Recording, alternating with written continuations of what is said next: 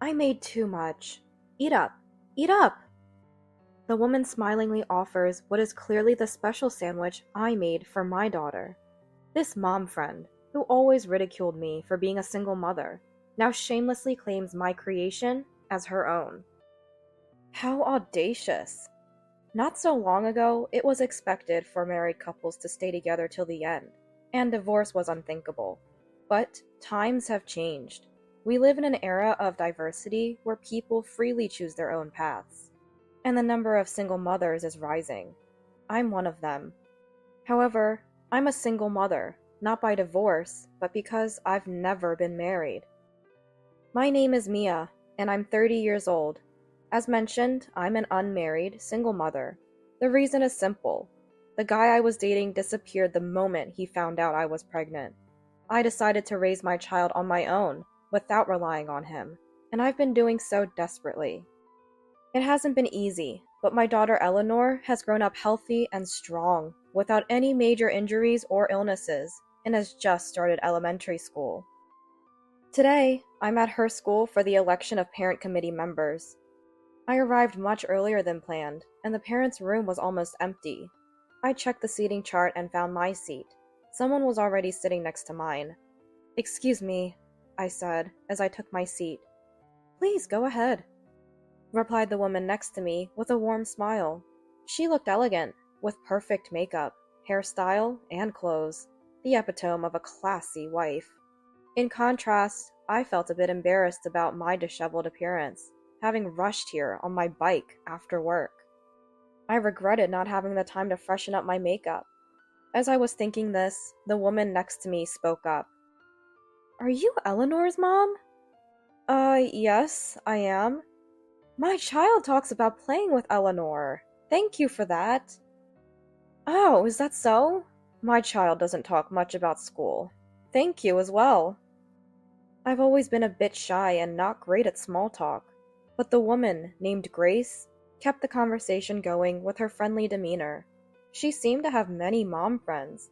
We ended up being elected to the same committee and exchanged contact information to coordinate future activities.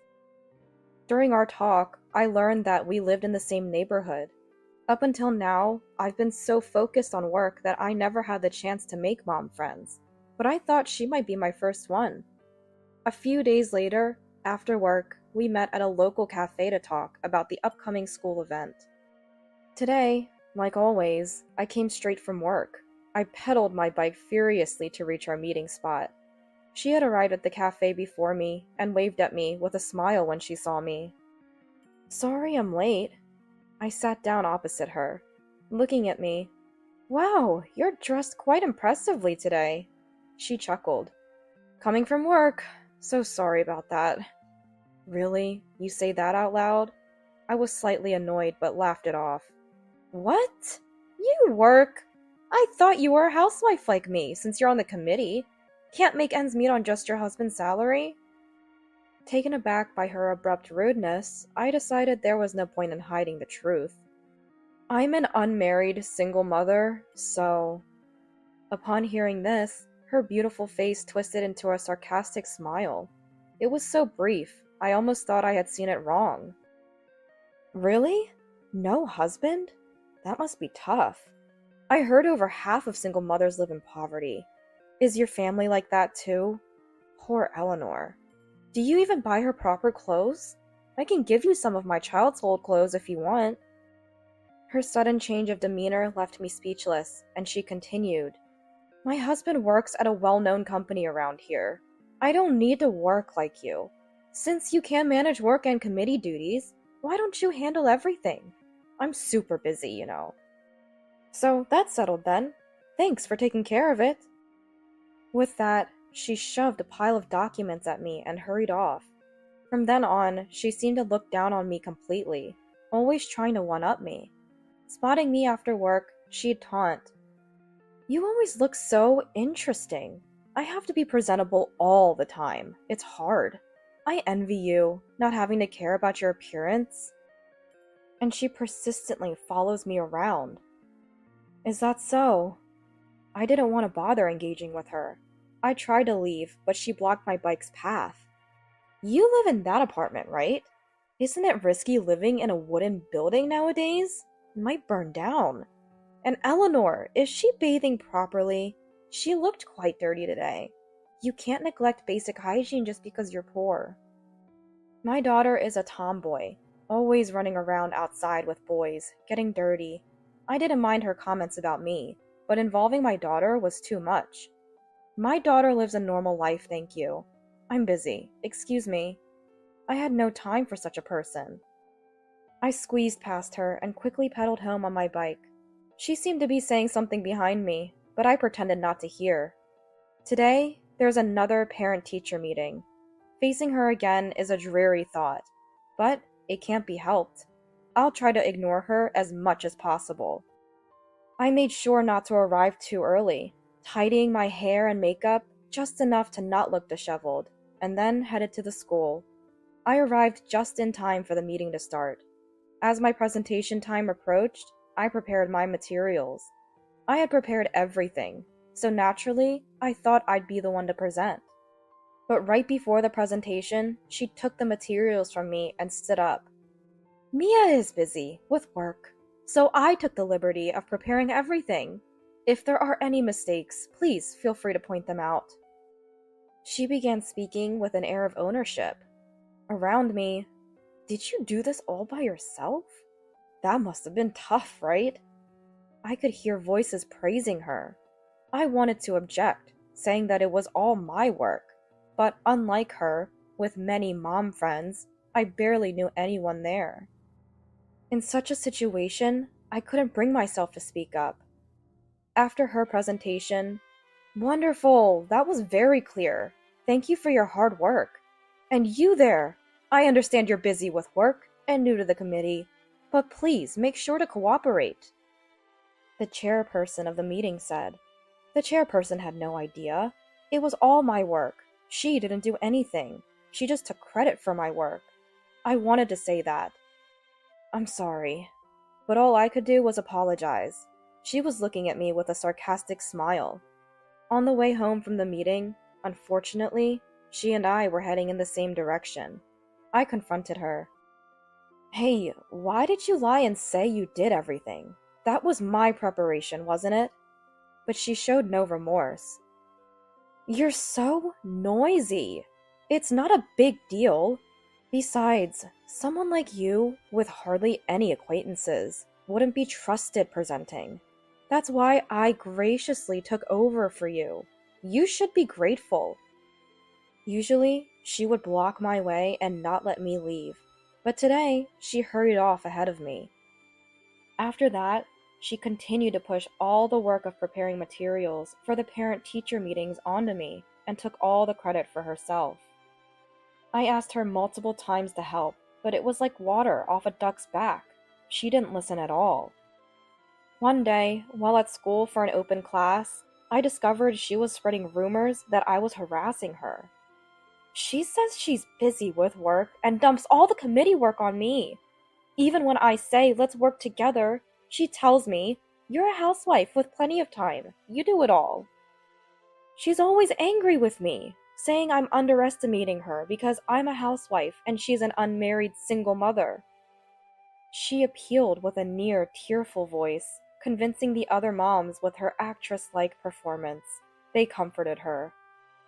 You're doing great. She's probably just jealous of you as a housewife. The whole unmarried single mother thing is a bit... It seemed most of the parent committee believed I was jealous of her being a housewife. After that, I was blatantly avoided and gossiped about at committee gatherings.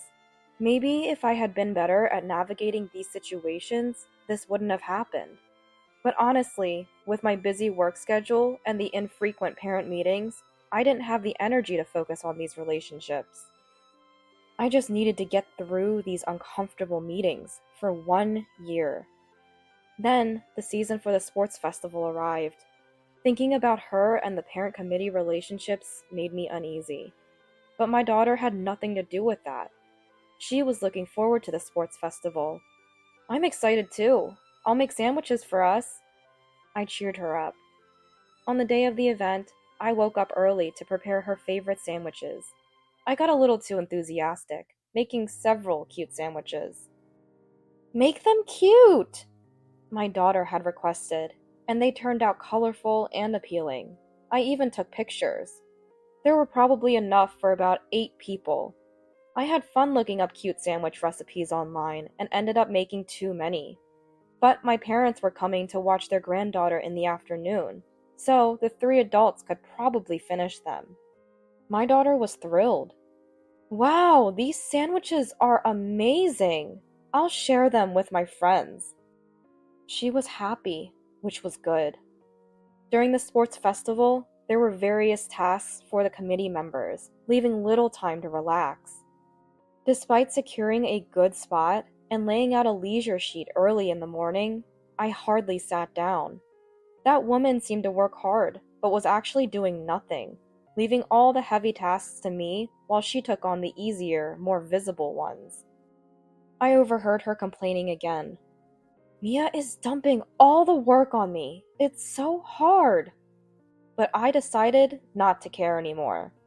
After a morning of hard work, both my hungry daughter and I were ready for lunch. However, I realized the large bag of sandwiches was nowhere to be found. I had kept valuables with me, but left things like the sandwiches on the leisure sheet.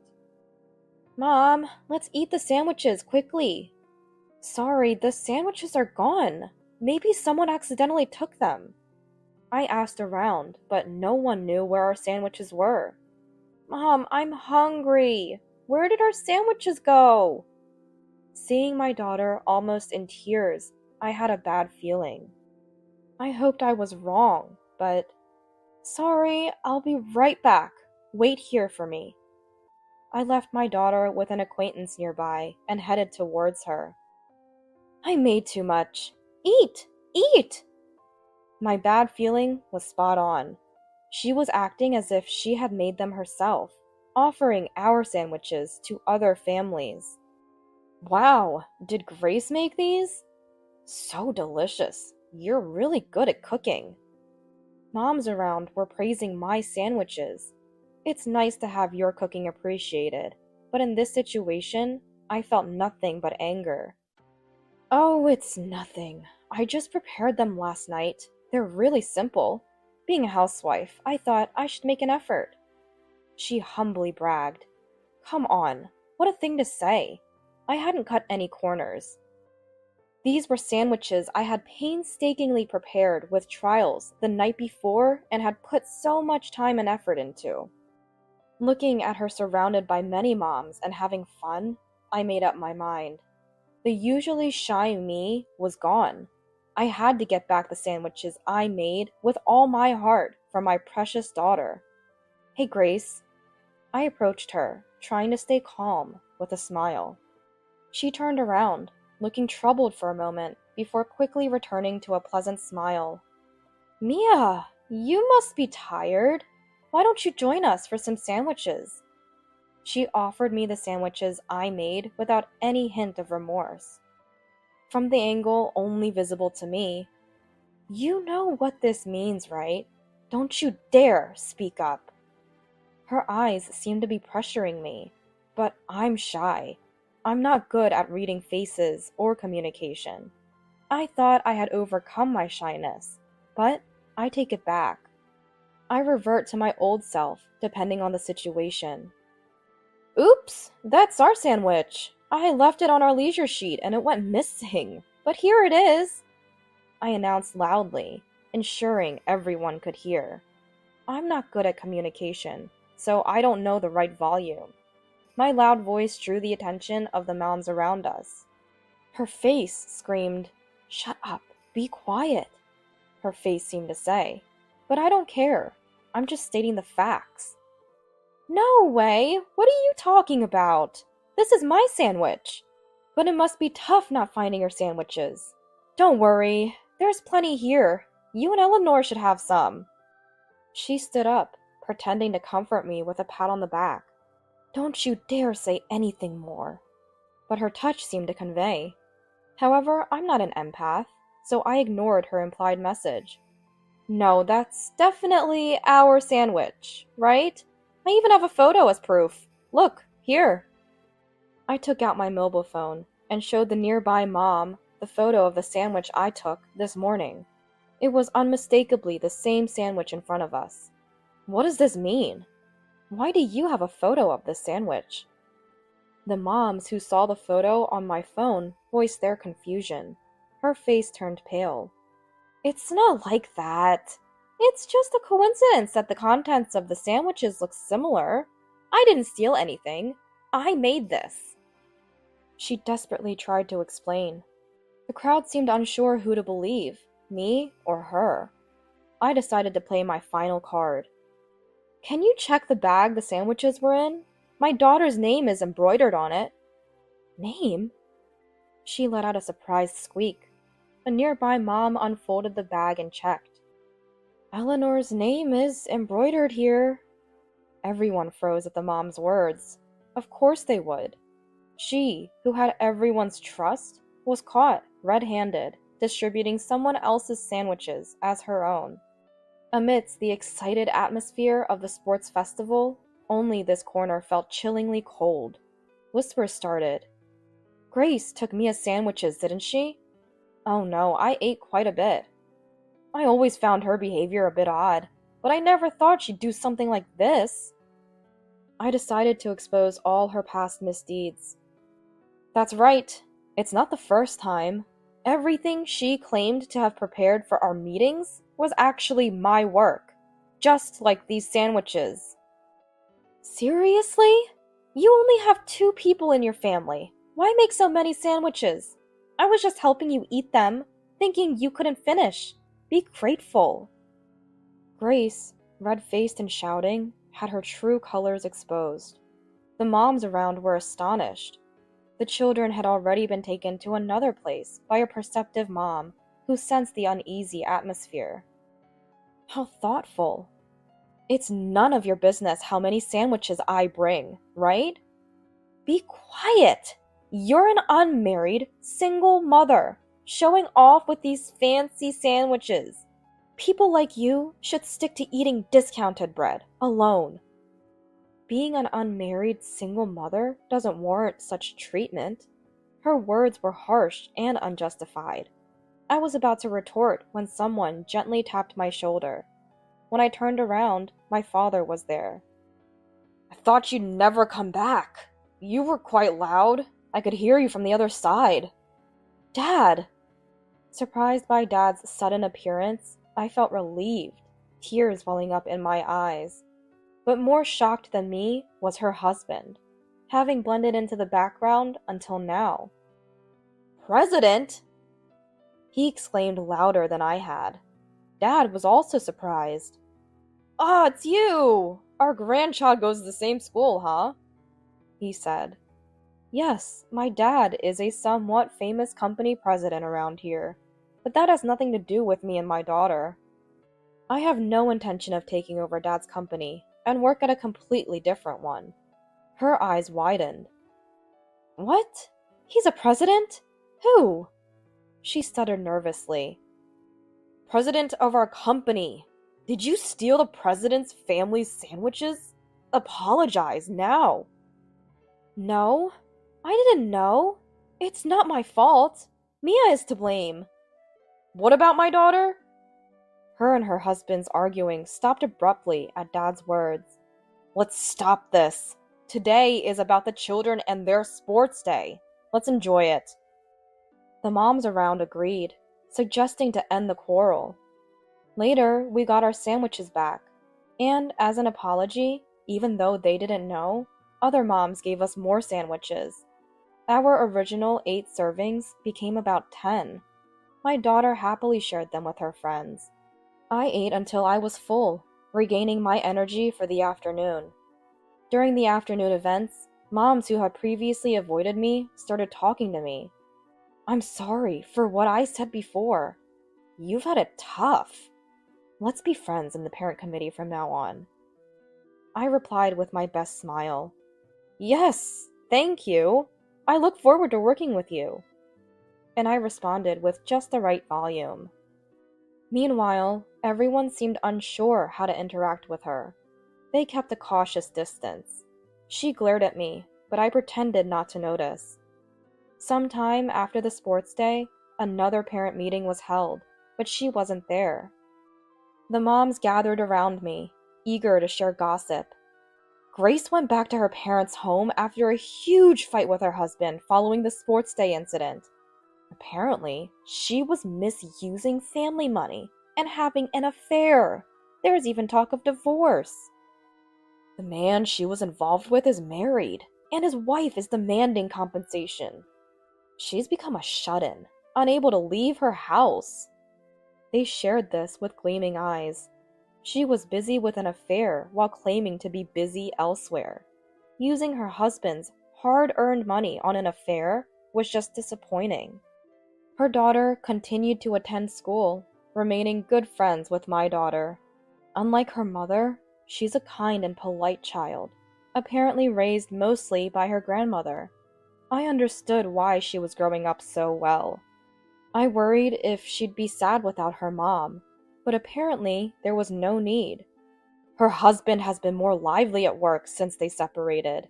He couldn't speak his mind at home and was suffocating, said my dad, who was visiting us. That's why her husband seems so invisible at the sports day. I hoped all children could grow up without worries. Watching my daughter and dad play happily in the garden, I couldn't help but wish for a happy future for all children.